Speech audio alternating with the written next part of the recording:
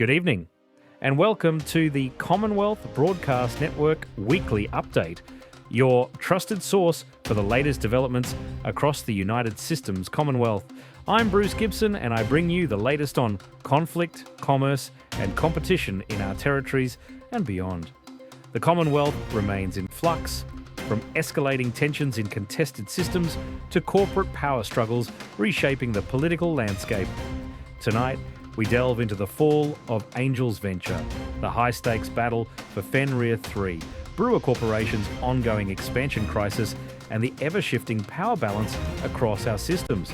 Plus, an electrifying Jowler Ball Championship has crowned a new victor. But first, we need a word from our sponsor.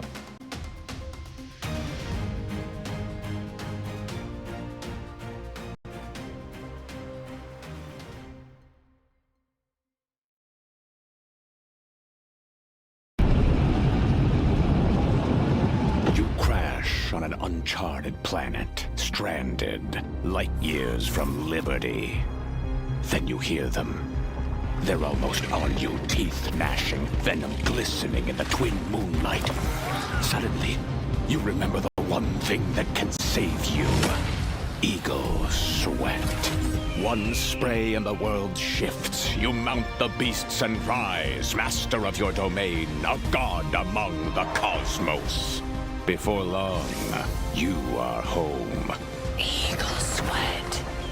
With patented nano-fragrance technology that literally puts odor molecules to the rack until they give up their secrets.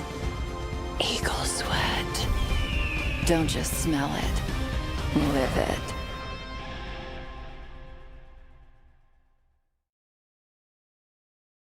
Brewer Corporation has embarked on an ambitious planetary survey initiative, enlisting pilots to conduct detailed scans of prospective settlement sites across core systems. Known for its production of Coriolis and Orbis starports, Brewer's latest expansion signals a decisive shift towards large-scale colonization. However, resistance has emerged. In HIP 90578, opposition forces have forced Brewer logistics into lockdown, bringing operations to a standstill. This appears to be an organised effort to halt the corporation's rapid territorial advances. The independent faction Fatal Shadows, which has long controlled HIP 90578, fiercely opposes Brewer's expansion. The corporation's recent efforts, backed by external supporters, have overturned Fatal Shadows' authority in mere days. This has sparked debate over whether Brewer is the sabotage victim or the instability catalyst. While Brewer's supporters claim interference, critics argue that its aggressive expansion destabilised a fragile power structure. The conflict between Brewer and Fatal Shadows has escalated, with both factions engaging in fierce battles. Analysts warn Brewer's unchecked expansion could escalate corporate conflicts and disrupt governance. A devastating tragedy has unfolded in the Col 285 Sector UF-M C8-5 system, where the Meridian Singularity has completely consumed the surface colony of Angel's Venture. After weeks of emergency interventions, the High Guard has confirmed that all efforts to halt the Singularity's advance have failed. Intelligence reports indicate that Illuminate forces were key in accelerating the Singularity's movement. In response, the Helldivers of the Espatier Corps Regiment were deployed under Operation Ink and Thunder to disrupt enemy incursions. Despite fierce engagements, enemy forces succeeded in harvesting dark energy, hastening the catastrophe. Though extensive, evacuation efforts could not prevent the loss of entire settlements and their populations. The conflict has expanded to the HIP 77528 system, where Fenrir III has become the latest battleground. The Helldivers have been redeployed under Operation Emperor's New Brood to defend a crucial research facility that studies dark energy and the Meridian Singularity. The situation on Fenrir III is dire.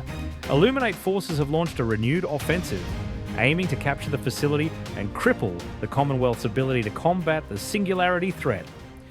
Further complicating matters is the emergence of a new Terminid strain, designated the Predator Strain, exhibiting greater intelligence and adaptive combat behaviours. A Force Recon unit sent to investigate the Predator Strain has gone dark, raising fears that the infestation may already be beyond containment. With the Helldivers locked in combat against both Illuminate forces and Terminid swarms, military analysts warn that Fenrir III is at extreme risk unless reinforcements arrive soon. The conflict in Vodyakamana has entered its third day. The Independent League holds key positions, including the strategically vital Jew metallurgic site. While High Guard Argosy forces are present, the Commonwealth government has reaffirmed its stance of non-intervention due to existing treaty obligations.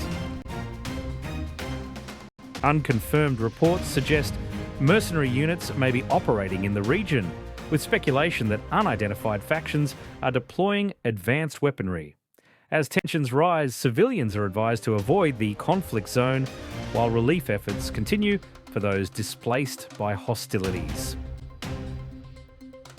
In Niort, elections are underway to determine the future leadership and direction of the region's economic recovery. The United Systems Commonwealth faces a strong challenge from the Batari Workers' Party, with polling stations reporting high voter engagement. Final results are expected within 72 hours.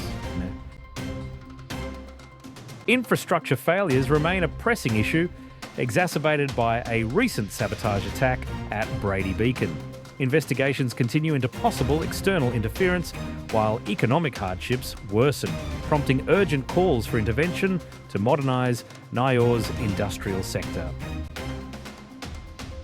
Meanwhile, our Brigitte faces major political and economic shifts.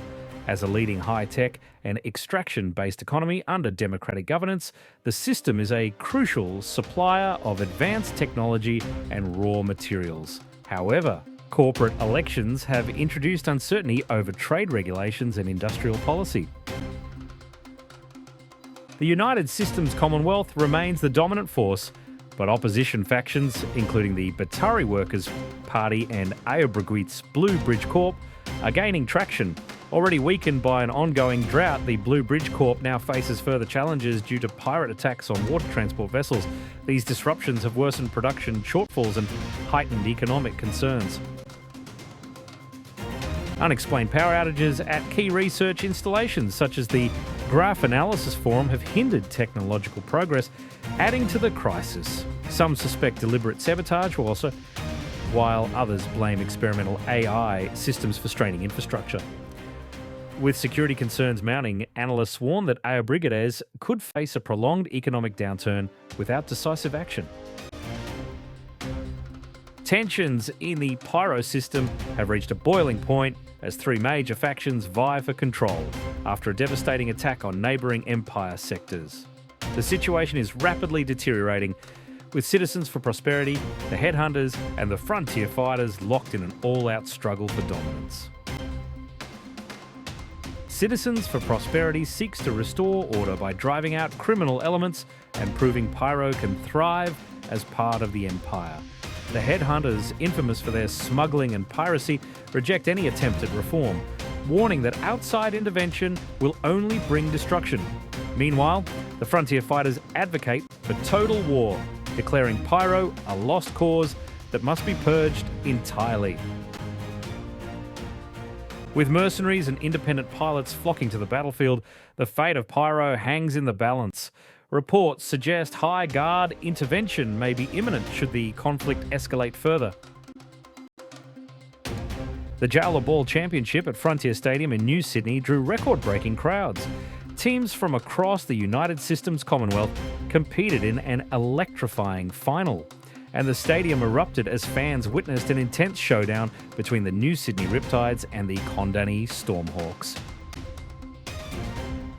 With the score tied in the final moments, Riptides' captain Jalen Trevane delivered a stunning mid-air deflection, securing victory and sending New Sydney into celebration.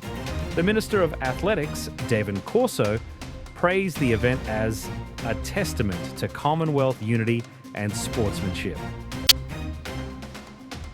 The championship's overwhelming success cements New Sydney as the premier hub of professional Jowler Ball, Plans are already underway for an expanded tournament format next year.